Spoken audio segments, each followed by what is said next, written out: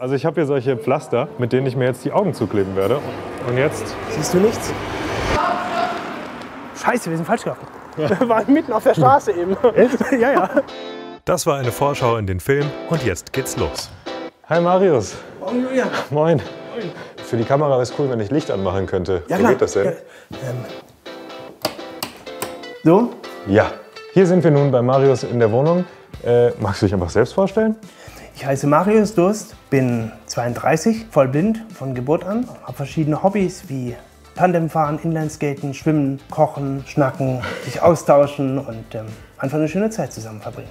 Und genau das wollen wir heute auch machen, eine schöne Zeit zusammen verbringen. Für mich ist das alles ganz neu. Ich werde vielleicht auch naive Fragen manchmal stellen. Ach, kein Problem. Wenn dir irgendwas unangenehm sein sollte, bitte sag mir das einfach direkt. Natürlich. Perfekt. So, Marius, was machen wir jetzt? Jetzt werde ich frühstücken. Wir gehen vom Sofa aus in die Wohnküche und Marius backt sich ein Brötchen auf. Bei allen Geräten ist wichtig, dass die Bedienung fühlbar ist. Touchregler funktionieren nicht. Im Kühlschrank erkennt Marius jedes Produkt an der Form. Ich weiß, dass die runde Packung, das ist Salami. Und das hier ist Leona, weil die ist eckig. Das kommt rechts hin, die Margarine kommt links hin. Ist auch ganz klar. Jetzt noch Kaffee? Genau. Magst du auch einen? Gerne. Kai, du auch? Ja, gerne. Kai ist übrigens unser Kameramann. Ach so. Ah. Okay, ich habe den Pad vergessen. Wie hast du das jetzt gemerkt? Es hat ein anderes Geräusch gemacht. Marius legt ein Kaffeepad in die Maschine und dann... Jetzt hör mal. Es riecht als auch nach Kaffee und es klingt dunkler halt. Es riecht nach Kaffee und es klingt nach Kaffee. Ich reiche Kai seinen Kaffee und er filmt kurz mit einer Hand. Prost. Marius isst sein Brötchen und dann wird sofort gespült. Denn Ordnung und Sauberkeit sind ihm wichtig, damit er immer weiß, wo alles ist. Zack. Dann wird noch der Tisch abgewischt. Unordnung ist sogar ein Sicherheitsrisiko. Letztens habe ich hier den Stuhl so stehen lassen und dann bin ich drüber gestolpert. Ei. Und deswegen ist immer wichtig, den Stuhl auch ranzuschieben. Ja. Ganz ranzuschieben. Zähne putzen kommt als nächstes. Wenn ich jetzt die Zahnpasta auf die Zahnbürste drauf machen würde, dann würde alles verschmieren. Und deswegen mache ich das nicht so. Du machst ja die Zahnpasta direkt auf die Zähne quasi. Ist noch sauber alles, ne? Passt alles. Okay, gut. Weil ich will ja auch einen guten Eindruck machen. Also auch wenn ich blind bin, ne? Ich denke da auch immer sehr ans daran. Jetzt schaltet Marius noch sein Handy auf lautlos. Auf dem Bildschirm ist nichts zu sehen. Und wenn ich jetzt hier dreimal mit 3 Fingern tippen, Bildschirmvorhang deaktiviert. Bildschirmvorhang deaktiviert und jetzt kann man es auch als sehender Mensch sehen. Schreib mir doch mal eine SMS. Das würde mich mal interessieren. Nachricht. Okay. Julian. Julian, hier. Ich drücke mit 2 Fingern irgendwo auf den Bildschirm drauf, weil ich ja jetzt im Eingabefeld bin. Ja. Guten Morgen, Julian, Komma. Es ist sehr schön, Komma, dass ihr hier seid. Punkt. Liebe Grüße. Und dann drücke ich wieder mit 2 Fingern doppelt. Guten Morgen, Julian. Es ist sehr schön, dass ihr hier seid. Liebe Grüße und dann drücke ich wieder mit 2 Fingern doppelt. Das hat er auch. Wir sind jetzt im Wohnzimmer und jetzt geht's los mit der Arbeit im Homeoffice. Marius hat hier einen Schreibtisch und einen Laptop, sehe ich. Genau. Und eine Breitzeile ist das. Breitzeile. Genau, also ich klappe jetzt hier mal den Laptop auf. Piepst es, dann weiß ich, er läuft. Aber ich weiß es auch, weil jetzt auf der Breitzeile steht Breilex EL 400 irgendwas stand da gerade. Aber fangen wir mal vorne an. Was arbeitest du denn überhaupt? Ich arbeite beim Bundesverband Mittelständischer Wirtschaft. Dort rufe ich Kunden an, lade sie zu Veranstaltungen ein und mache Termine aus. Also ein Job, bei dem du viel telefonieren musst? E-Mails schreiben gehört auch dazu. Dann gehe ich jetzt mal in den Terminplaner. Okay, ich soll eine Firma um 9:15 Uhr anrufen. Ich bin gerade erstaunt, wie schnell du liest. Also du ziehst deinen Finger quasi wirklich nur da drüber und kannst das alles lesen. Richtig. Darf ich das auch mal fühlen? Ja klar. Also ich glaube, meine Finger sind wahrscheinlich gar nicht so sensibel wie deine. Ne? Genauso wie deine Ohren. Auch nicht so sensibilisiert sind wie meine Ohren halt. Ne? Mit Breitzeile und Sprachausgabe benutzt Marius den Laptop ähnlich schnell wie jeder Sehende. Trotzdem hat es 8 Jahre und über 500 Bewerbungen gedauert, einen Job zu finden. Jetzt lassen wir Marius weiterarbeiten und verschwinden für ein paar Stunden. Bis später. Ciao. Zum Feierabend treffen wir uns wieder in seiner Wohnung. Hi Marius. Es ist 5:30, du hast Feierabend. Ja. Dann gehen wir jetzt demnächst essen und davor hast du gesagt, hast du noch eine kleine musikalische Einlage. Richtig. Ich spiele vorher noch von Lea das Lied Igel und Stachelschwein.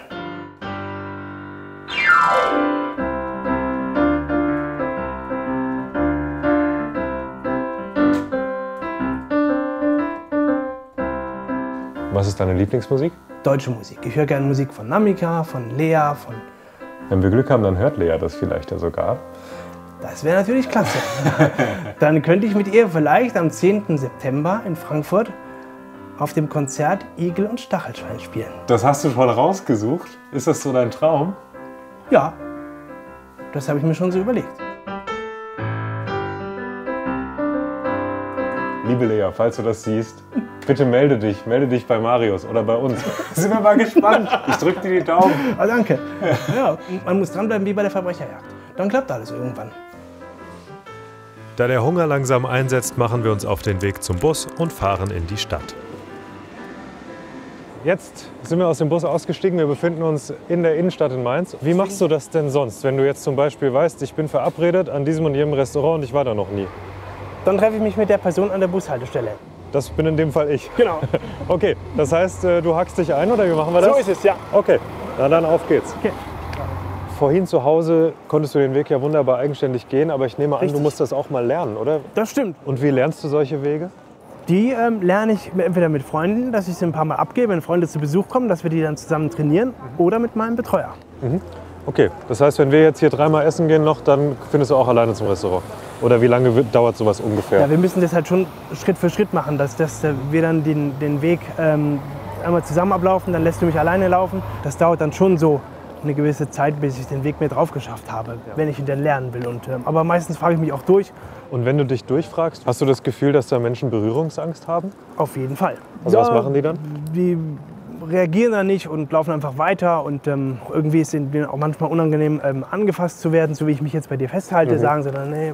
Glaubst du, dass die Leute auch Angst haben vielleicht, dass es zu schwierig ist, dass sie dir gar nicht helfen können? Oder? Mag auch sein, aber es ist so einfach. Viele fragen mich, ob ich Rolltreppe fahren kann. Da denke ich mir, was ist das für eine Frage? Natürlich kann ich Rolltreppe fahren. Ich springe vom 5-Meter-Turm im Schwimmbad und warum soll ich keine Rolltreppe fahren können? Also, Jetzt sind wir am Restaurant angekommen und drehen den Spieß mal um.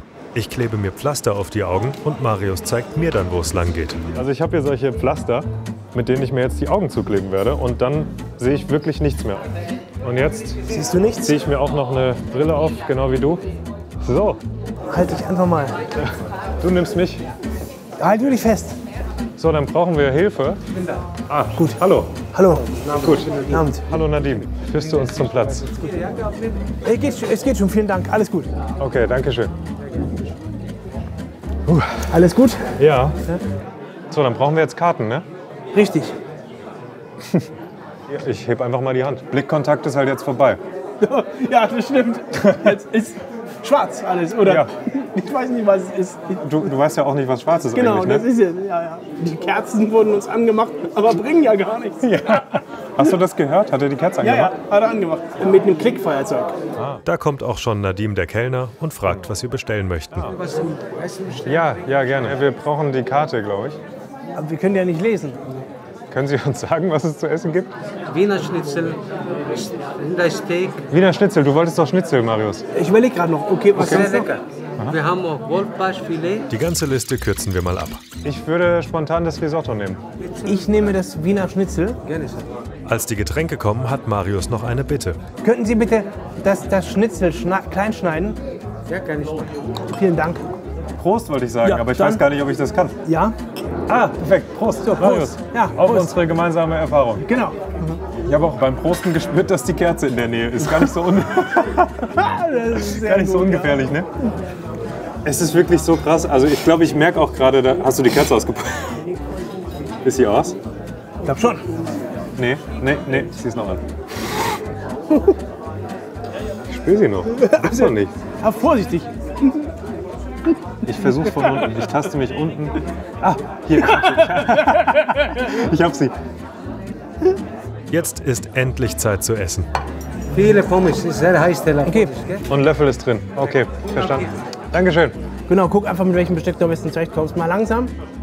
Beim Essen sprechen wir über Berührungsängste, die Menschen Marius gegenüber haben. Also ich habe schon ein paar Kontakte und jetzt auch durch das Wohnprojekt bin ich gut eingebettet in eine Gemeinschaft. Aber manchmal gibt es dann einfach auch Zeiten, wo ich gerne irgendwie auch mal wegfahren würde, auch mal für 2-3 Wochen in Urlaub oder so. Und dafür findet sich halt niemand. Alle haben Angst vor zu viel Commitment, ne? Zu viel Verantwortung. Richtig. Und das ist die Schwierigkeit. Und ich weiß auch nicht, wie man Gut, vielleicht jetzt durch den SWR-Beitrag. Ja. Aber wie man das sonst, wie man den Leuten die Angst nehmen könnte. Also hättest du gerne, dass Leute sich auf diesen Film hin bei dir melden? Sehr gerne. Jederzeit. Ja, da haben wir es doch. Meldet euch bei Marius, wenn ihr in Mainz seid. Richtig. Können wir mal schwimmen gehen oder für den Anfang einen Kaffee trinken gehen. Du hast gesagt, auf Facebook kann man dir schreiben, ne? Auf Facebook. Marius Durst. Oder Alternative könnt ihr auch uns schreiben, unserem Kanal. Wir können dann auch den Kontakt herstellen. Jetzt bringt mir Marius noch einen Trick zum Einschenken bei. Mit dem Finger fühlen, wann das Glas voll ist. Finger ist nass, Glas ist voll. Also ich gehe nachher auch Hände waschen auf alle Fälle. Kannst du auch machen. Vielleicht bringt uns der Kellner dann einzeln dorthin. Kommen Sie mit. Danke. Nadim führt uns nacheinander zur Toilette, wir waschen die Hände und dann wird gezahlt. 33 €. Ganz Machen genau wir 33. 35 bitte. Sehr gern. Das ist der 50er. Marius kann Geldscheine erfüllen, ich nicht. Aber ich kann mit meinem Handy bezahlen. Jetzt hoffe ich, dass Touch-ID funktioniert. Wo ist das Gerät? Ah ja, okay. Hat schon? Ah, perfekt. Jetzt führt Nadim uns wieder raus. Haben wir alles? Liegt hier noch Ja, irgendwas? nee, alles gut. Alles weg? Alles gut. Okay. Stuhl noch ordentlich? Das passt, das. Okay. Kein Problem.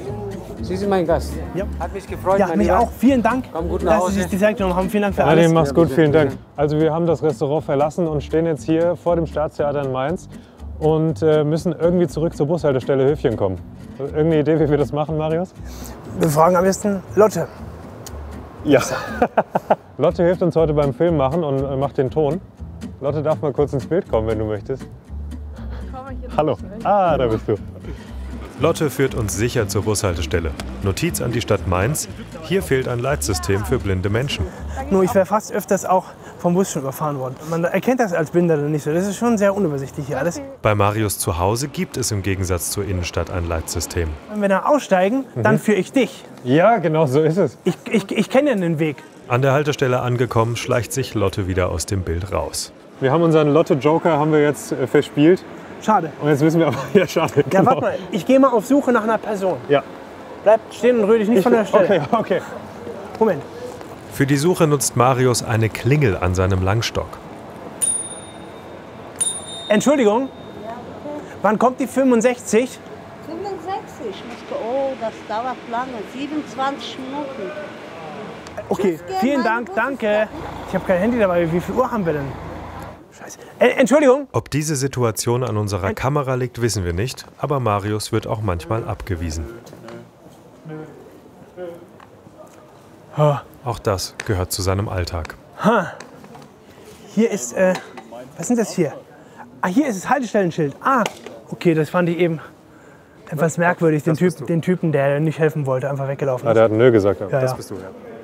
Aber ja, der Haltestellenknopf hier funktioniert nicht. Hier steht zwar oben drüber in Blindenschrift Info, Ja. aber wenn ich auf den Knopf drücke, passiert nichts. So viel zum Thema Nachholbedarf in Barrierefreiheit. Ja, Entschuldigung. Wann kommt die 64 nochmal genau? In 24 Minuten. Und du hast jetzt hier schon Leute angesprochen. Du hörst dann schon an der Stimme so ein bisschen, ob du denen vertrauen kannst oder nicht? Ja, natürlich. Also der uns abgewiesen hat, hat gesagt, nö. Ja. Einfach den Nächsten fragen und irgendwer hilft. Oder arbeitet es dann in dir und du vergisst das nicht und denkst, Mann, was war das für ein Typ? Ich denke kurz drüber nach und so, aber dann ist es auch wieder gut. Man sollte sich auf das konzentrieren, was möglich ist und sich nicht an unwesentlichen Dingen aufhalten. Das ist meiner Meinung nach auch das Problem in der Gesellschaft, dass das viel zu viele machen. Anstatt dann einfach auch mal mit dem Herzen zu lauschen, gucken sie in der Weltgeschichte rum und kriegen doch nichts mit. Das war mein Zitat des Tages. Wir gucken in der Weltgeschichte rum und kriegen doch nichts mit. Während mich Marius völlig entspannt in den Bus führt, denke ich, vielleicht fehlt ihm das Sehen gar nicht. Er hat eben nur eine andere Wahrnehmung von der Welt. Stufe, Achtung, jetzt! Große Stufe. Okay. Ich höre, ob wir rüber können. Nee. Doch. Mal lieber warten. Okay, und rüber. Stufe, hohe Stufe. Ja. Doch dann wird es plötzlich gefährlich. Wir sind in den falschen Bus gestiegen und Marius kennt sich an dieser Haltestelle nicht aus.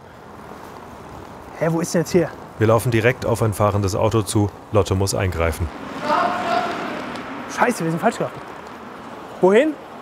Links. Hier hoch. Hohe Stufe. Achtung, jetzt. Ja. Wir waren mitten auf der Straße eben. Echt? Ja, glaube ich, oder? Ja. Es war wirklich nicht mehr knapp bis zum Kreisel. Aber Ja. Also wenn dir mal ein Fehler passiert, du steigst in den falschen Bus, dann brauchst du schon andere Menschen, richtig? Ich stand auch schon mal kurz vor der Straßenbahn und hätte mich eine Frau nicht zurückgerissen, wäre ich unter die Räder gekommen. Ach du Gott. Ja, du kannst drüber lachen, weil es gut ausgegangen ist. Ja. Oh Gott.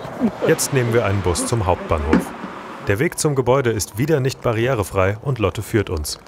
Im Bahnhof lässt sie uns wieder allein und Marius kommt dank Leitsystem bestens zurecht. Ja, hier, jetzt Rolltreppe. Vorsicht, zu Ende. Und nochmal, geht los. Am Ende der Rolltreppe laufe ich erstmal gegen einen Pfosten. Alles in Ordnung? Ja, alles gut. Okay, jetzt muss ich mich etwas konzentrieren, weil ich nicht genau weiß, wo war nochmal die Treppe, aber ich glaube, wir müssen jetzt hier... Ja, hier ist der Streifen. Hier ist ein Geländer. Aber ob das... Doch, das ist das Richtige. Ja, hier runtergehen, ja. So, jetzt sind wir hier draußen. Hier auf dem Weg links ist jetzt die Mauer. Die ist auch sehr gut zu hören, weil das Rollgeräusch vom Stock den Schall zurückwirft und ich daher gar nicht bis zur Mauer mit dem Stock pendeln muss, sondern einfach hier geradeaus laufen kann. Wir sind ja auch nicht gerade langsam unterwegs. Aber du vertraust mir, das ist gut. Den Weg vom Hauptbahnhof West zur Haltestelle hat Marius eintrainiert. Hier läuft er in Windeseile zum richtigen Bus und wir kommen endlich nach Hause. Dann komm rein. Kommt rein. Also Garderobe, ich erinnere mich, war hier. Ja, Vorsicht. Soll ich deine Jacke auch aufhängen, Marius? Nee, dann weiß ich nicht genau, wo sie hängt. Ja. Mir ist lieber, ich hänge sie selbst auf. Gut. Ich setze dich erstmal auf die Couch. Okay. Und dann geht's los. Ja. Auf Einsatz. Ja. Das ist wirklich so ein Vertrauensspiel. Lass dich einfach fallen. Wir beenden den Tag mit einem alkoholfreien Bier auf der Couch. Okay, wo bist du? Prost. Prost. Schön, dass wir so einen tollen Tag zusammen verbracht haben, Julian. Das hat mir richtig gut gefallen. Geht mir ganz genauso. Es war richtig interessant. Ja. Ich hatte auch sehr viel Spaß, wir haben sehr viel Vor allem mal gelacht. blinde Kuh zu spielen. Soll ich dir die Augenbinde, das Augenpflaster jetzt abnehmen? Du möchtest es gerne machen, ne? Ja. Also ich nehme meine Sonnenbrille ab. Gut. Gut. Du findest dich zurecht in meinem Gesicht. Werden wir sehen. Ah ja.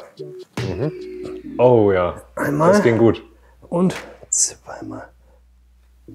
Ah. Oh, sorry. Vielen Dank. Das Auge ist noch dran. Boah, ich muss mich gerade kurz wieder dran gewöhnen. Das ist echt krass. Also ich war völlig hilflos. Und du musstest mich führen. Hat das auch irgendwas mit dir gemacht? Hast du da einen Unterschied im Gefühl wahrgenommen? Es war ein schönes Gefühl, helfen zu können. Wenn ich auf andere angewiesen bin, dann möchte ich auch, dass mir geholfen wird. Und wenn ich dann helfen kann und eine wertvolle Unterstützung sein kann, dann gibt mir das ja auch viel zurück und bestärkt mich in mir selbst. Ja. Und das war sehr schön. Da du ja von Geburt an blind bist. Ich kann mir ganz einfach vorstellen, du weißt nicht, wie ein Auto aussieht. Aber dass du zum Beispiel auch nicht weißt, wie der Himmel oder die Sonne aussieht. Ist das was, worüber du nachdenkst oder ist dir das völlig egal? Das ist mir völlig egal, weil ich es nicht sehen konnte. Sehen hat für mich überhaupt keine Bedeutung. Ich nehme die Dinge mit meinen anderen Sinnen. Mit Tasten, mit Riechen, mit Fühlen. Wenn es was zu schmecken gibt, auch damit dann wahr. Hast du irgendeine Vorstellung davon, wie ich aussehen könnte, wie meine äußerliche Form sein könnte? Da wir jetzt in keinem näheren Verhältnis stehen, ist das für mich irrelevant. Ich kriege deine Art mit, ich bekomme mit, wie du drauf bist und wie locker und lustig. Und das reicht mir schon. Daraus schließe ich jetzt, dass du wahrscheinlich gar nicht mal das Gefühl hast, dass dir was fehlt, oder? Vom Sinn her jetzt nicht. Nur Inklusion in die Gesellschaft oder tiefgründige Beziehungen, Freundschaften eingehen, das ist dadurch natürlich nochmal schwieriger. Über Freundschaften schließen haben wir vorhin schon gesprochen, aber über die Gesellschaft noch nicht. Kannst du da sagen, was so für dich das Problem ist? Ich denke, dass in der Gesellschaft auch viel das Problem ist, dass Leute, dass sie hauptsächlich auf das Optische fixiert sind und daher meine Bedürfnisse gar nicht kennen und ich sie dann vertreten und äußern muss. Und aber es sich auch einfach gar nicht so viel Gedanken gemacht wird, mir ein Dazugehörigkeitsgefühl zu geben und dass das für manche Menschen einfach schwer vorstellbar ist. Nicht aus irgendeinem bösen Willen oder aus irgendeiner bösen Absicht, sondern die denken da einfach nicht dran. Ich wahrscheinlich, wenn ich sehen würde, das auch nicht auf dem Schirm hätte. Also bei Integration geht es nicht nur um offizielle Stellen und berufliche Betreuung, sondern es kann jeder eigentlich mitmachen, indem er einfach mal sagt, wir unternehmen was zusammen. Genau. Ich beschreibe ja immer noch, was passiert, ganz brav. Und jetzt verabschieden wir uns. Also, Marius, dann gebe ich dir die Hand. Ja, mach's gut. Vielen Dank für diesen sehr, sehr spannenden Tag. Sehr gerne. Vielen Dank, sehr dass ihr da wart. Und eine gute Nacht. Danke, ebenso. Dankeschön. Gute Nacht. Dann Jacke, Schuhe Und tschüss. Gute Nacht. Das war unser Film. Ich hoffe, euch hat es gefallen. Und wir haben sogar noch einen Bonus für euch. Wir waren nämlich noch zusammen klettern und das könnt ihr euch hier anschauen. Und den Kanal abonnieren.